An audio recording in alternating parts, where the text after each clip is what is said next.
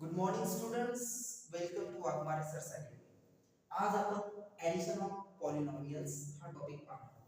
हा टॉपिक इयत्ता 9वी, इयत्ता 7वी, इयत्ता 8वी म्हणजेच 7वी, 8वी, 9वी या तिन्ही वर्गासाठी महत्त्वाचा आणि विशेष हा टॉपिक दिलेला आहे.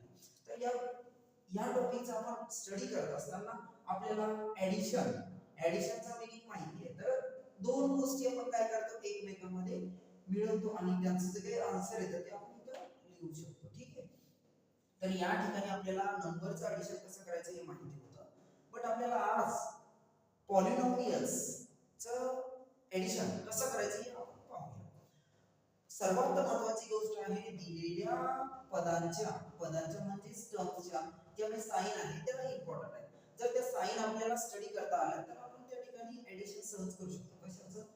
पॉलिनॉमियल्स. आणि त्याच्या अगोदरची जी गोष्ट आहे तर ती आहे की जे टर्म्स आहेत त्यांचं ॲडिशन होतं की नाही, यासाठी सर्वात महत्त्वाची इम्पॉर्टंट गोष्ट आहे त्यामध्ये असणारे जे काही व्हेरिएबल आहे दोन्ही टर्मचे सेम असावेत आणि त्यांचा जो इंडेक्स आहे तो सेम असावा. जस्ट आपण या ठिकाणी थोडक्यात तुम्हाला सांगणार आहे की 2xy आणि 4xy हे दोन जे टर्म्स आहेत ते लाईक आहेत. लाईक मीन्स मराठीमध्ये त्याला आपण सजातीय म्हणतो. तर 2xy आणि 4xy यांची आपण ॲडिशन करू शकतो, बट जेव्हा आपण ॲडिशन करतो तेव्हा त्याचे साइन खूप महत्त्वाचे असतात. तर त्या दोघांचे साइन अगोदर चेक करूया. हे 2xy चा साइन आहे प्लस, 4xy चा साइन सुद्धा काय आहे? प्लस आहे. त्याच्यानंतर आपल्याला उरलेल्या दुसऱ्या ज्या दोन टर्म्स आहेत त्याबद्दल आपल्याला स्टडी करायचं. जर ते दोन सुद्धा टर्म्स सेम व्हेरिएबलनी कन्सिडर केलेले असतील तर आपण त्याला सुद्धा आपण लाईक टर्म्स म्हणू शकतो. जस्ट या ठिकाणी व्हेरिएबल कोणता वापरलो? y, आणि इकडे कोणतं वापरलेलं आहे? y. म्हणजे दोन्ही टर्म्स कसे सेम आहेत म्हणजे लाईक टर्म्स आहेत. तर आपण या ठिकाणी लाईक टर्म्स आपण एकत्रित अरेंज करून घेऊया म्हणजे आपल्याला ॲडिशन करायला सोपं जाईल.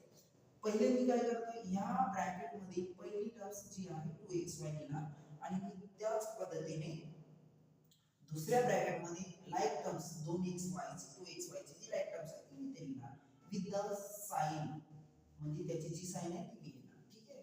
आता यानंतर आली पहिल्या ब्रॅकेट मध्ये उरलेली दुसरी टर्म्स ती आहे -32y आणि आपल्याला हे पण माहिती आहे की -32y या टर्म्सला लाईक टर्म्स असणारी टर्म्स आहे -3y.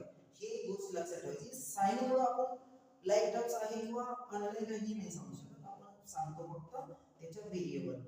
तर आहे त्या साइन सह आपण ती टर्म्स घेऊया आणि ॲडिशन करताना कोणत्याही प्रकारे साइन चेंज होत नसते. आहे तेच फक्त आपल्याला लाईक टर्म्स अरेंज करायचे एकत्रित. ठीक आहे. तर आपण जे लाईक टर्म्स एकत्रित अरेंज केले त्यांची आपण काय करूया, आता ॲडिशन करूया म्हणजे सम करूया. तर आपण या ठिकाणी फक्त आणि फक्त नंबरची ॲडिशन करायची असते आणि व्हेरिएबल कॉमन आहे तसाच लिहायचा असतो. तर 2 आणि 4 या दोघांची ॲडिशन होते 6, ही सर्वांनाच माहिती आहे. आणि xy हे जी टर्म व्हेरिएबल आहे ते ॲज इट इज आपण लिहायचे, पुन्हा परत लिहायची आवश्यकता नाही. म्हणजे जस्ट दोन्हीकडे जरी सेम असते तर एकच गोष्ट आहे. आता इथे काही मुलांची पंचायत होते की त्यांना समजत नाही, म्हणजे इथं मायनस करायचंय प्लस करायचंय, काहीतरी वेगळ्या पद्धतीने मुलं बोलतात. त्यांना वाटतं की बाबा चला मायनस मायनस प्लस म्हणून ते काय करतात, प्लस करतात, मोठ्या संख्येचं साइन, अशा काही गोष्टी त्यांनी म्हणजे शिकलेल्या आहेत. ते त्यांच्या पद्धतीने त्यांना जे काही शिकवलं गेलं ते शिकत असतात. पण माझ्या पद्धतीने मी तुम्हाला एक गोष्ट सांगतो की जेव्हा कधी तुम्हाला दोन गोष्टीबद्दल ॲडिशन किंवा सबट्रॅक्शन करायचं आहे, फर्स्ट आपण काय करायचंय, त्या दोन गोष्टी ज्या दोन टर्म्स आहेत त्या दोन टर्मचे साइन चेक करायचे.